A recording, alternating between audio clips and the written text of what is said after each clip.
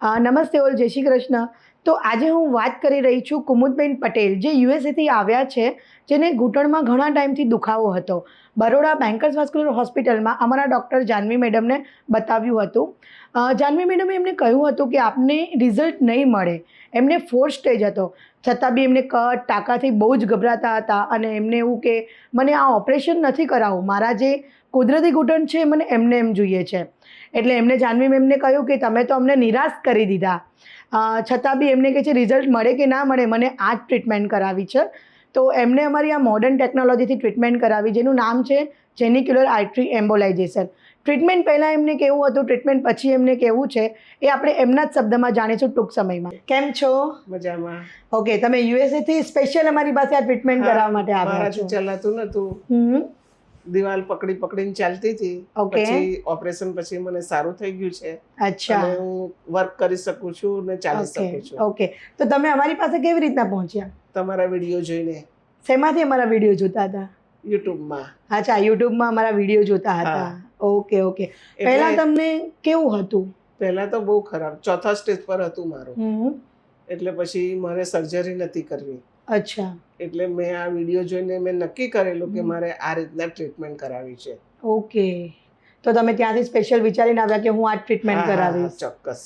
જેમાં કોઈ કટ કે ટાંકો કંઈ જ નથી? એ મને બહુ બીક લાગતી હતી, એટલે મારે આ જ કરાવવું. અચ્છા, કટ ટાંકાથી આપ ગભરાતા હતા? હા, ગભરાતી હતી. તો અમારી ટ્રીટમેન્ટ જ્યારે તમને ઓપરેશન થિયેટરમાં લઈ ગયા ત્યારે આપ શું ફીલ કરતા હતા?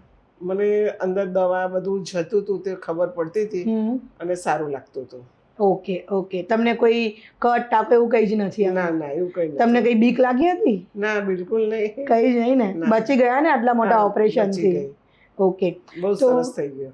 અચ્છા, બહુ સરસ થઈ ગયું ને. પહેલા તમે ચાલતા કેવી રીતના હતા? ચાલવાનું તો પકડીને જ ચલાતું હતું. ઓકે. અને આ થોડા પેલા ઘસારાને લીધે બેન્ડ પગ થઈ ગયા છે, એટલે થોડું આમ ચલાતું હતું, પણ હવે થોડું સ્ટ્રેટ ચલાય છે. અચ્છા, હવે સ્ટ્રેટ ચાલી શકો છો. ઓકે. તમે બરોડામાં અમારી બ્રાન્ચ પર બતાવવા ગયા હતા, ત્યાં તમને કેવું લાગ્યું? તમને કેવું મીન્સ તમને? ત્યાંથી જ મેં નક્કી કર્યું કે હવે મારે આ જ ઓપરેશન કરાવવું છે. ઓકે, અમારી બ્રાન્ચમાં બરોડા ગયા હતા ત્યાંથી નક્કી કરી દીધું તમે? હા હા. ઓકે, આપને જેન્યુન ઓપિનિયન મળી ગયો? હા. Okay okay. હવે ટ્રીટમેન્ટ પછી કેવું છે, એટલે આમ શું ફીલ કરી રહ્યા છો? સારું થઈ ગયું એવું લાગે છે. ઓકે, ચાલી શકો છો બરાબર? હા, ચાલી શકો છો. ઓકે. આ ટ્રીટમેન્ટ માટે તમે જણાવશો બીજા તમારા ફ્રેન્ડ સર્કલમાં કોઈને? ઘણા બધા છે મારા. ઓકે. એ મને ખબર છે, તમે બરોડામાં અમારી બ્રાન્ચમાં 5 લોકો એક સાથે ગયા હતા બતાવવા માટે. ઓકે, એટલે ટ્રીટમેન્ટ પછી તમને બહુ જ સારું છે? હા, બહુ સરસ થઈ ગયું. Thank you. તો આપ મને થોડું ચાલીને બતાવશો? કુમુદબેનને પહેલાં ચાલવામાં બી પ્રોબ્લેમ હતી, એમને ચાલી પણ નહોતા શકતા, એમને પકડીને ચાલવું પડતું હતું. એમનો 4 સ્ટેજ હતો. ડૉક્ટરે કહ્યું હતું કે આપને બહુ રિઝલ્ટ નહીં મળે, પણ કુમુદબેને વિચાર્યું કે ભલે રિઝલ્ટ ના મળે, મને આ જ ટ્રીટમેન્ટ કરાવી છે, કેમ કે એમને કટ ટાંકાથી બહુ જ બીક લાગતી હતી.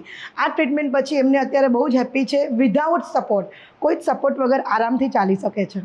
કુમુદબેન, કેવું ફીલ કરો છો? બસ સરસ. કઈ સપોર્ટ વગર ચાલી રહ્યા છો? ચાલી રહ્યા છું. હા. વાહ, ચાલીએ પાછા. મને વધારે ના ચલાય તો કંઈ નહીં, પણ હું પોતાનું કરી શકું એ પ્રમાણેનું મારું આયોજન હતું. બહુ સાચી વાત છે, તમે જાતે તમારું તો કામ કરી શકો, એટલે મેં આ કરાયું.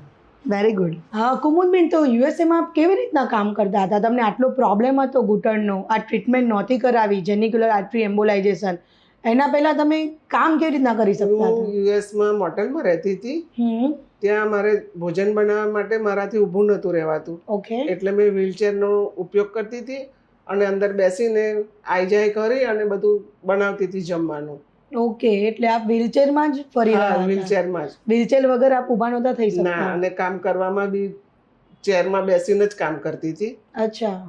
ટોવેલની ગળી વારવાની, ચાદરની, બધાની બેઠા બેઠા જ કામ કરતી. હા, ઘરનું આપણે પરચુરણ કામ હોય બધું. પણ હવે આપ તમે મને મસ્ત ચાલીને બતાવ્યું છે.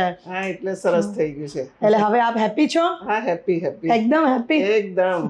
કે તમારું 4થું સ્ટેજ છે ને, એટલે તમને આ નહીં સક્સેસ જાય એમ. પણ મેં કીધું ના, મને તો તમે નિરાશ કરી નાખી, મારે આ જ કરાવવું હતું એમ. મેં એમને એ જવાબ આપ્યો. એટલે આપને ત્યાં જેન્યુઅન ઓપિનિયન આપ્યો, પણ છતાં બી તમે આ ટ્રીટમેન્ટ કરાવી. અમે ના પાડી હતી તો છતાં પણ સારું ને, તમે કોઈના પર ડિપેન્ડન્ટ નથી હવે. બરાબર. પહેલા તમે બધાને પાણી આપો ને આ બધું કહેવું પડતું હશે, અત્યારે આપ જાતે કરી શકો છો બધું? કરી શકો છો. બધું કરી શકો છો? બધું સાચે કરો છો ને? અરે વર્સન. Okay okay. અમારા માટે શું કહેશો તમે? તો ડૉક્ટર સર મોહલ બેન્કર માટે આપ શું કહેવા માંગો છો? બહુ સરસ ડૉક્ટર છે અને ઓછા ખર્ચમાં સારું ઓપરેશન કરી બધાને સરળતાથી ચાલી શકે એવું કરી આપે છે. ઓકે. ઓપિનિયન આપો કે આ ડૉક્ટર પાસે જજો અને ઓપરેશન કરાવજો.